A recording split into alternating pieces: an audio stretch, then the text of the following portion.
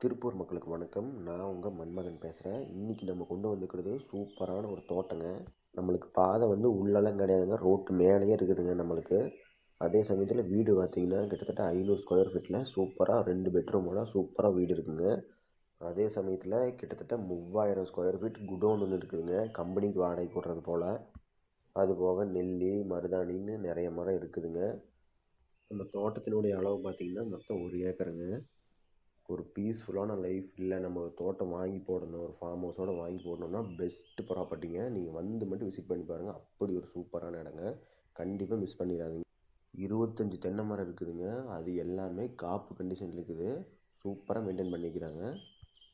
பெருமாநல்லூர்லேருந்து just 3 kilometre தாங்க நம்ம தோட்டத்துக்கு. நம்ம கிளைண்ட் இதுக்கு எதிர்பார்க்குற ப்ரைஸ் பார்த்திங்கன்னா 1.7 க்ரோஸ் எதிர்பார்க்குறாருங்க. அது ஃபுல்லி நெகோஷியபிள் தாங்க. வாங்க பேசிக்கலாம். உங்களுக்கு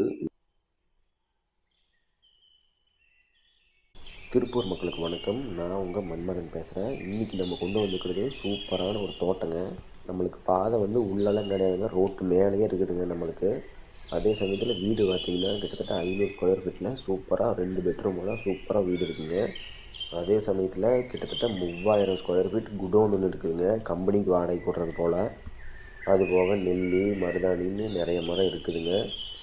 நம்ம தோட்டத்தினுடைய அளவு பார்த்திங்கன்னா மொத்தம் 1 ஏக்கருங்க.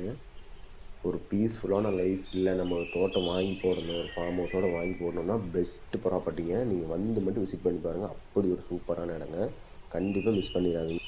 25 தென்னை மரம் இருக்குதுங்க. அது எல்லாமே காப்பு கண்டிஷன் இருக்குது, சூப்பராக மெயின்டைன் பண்ணிக்கிறாங்க.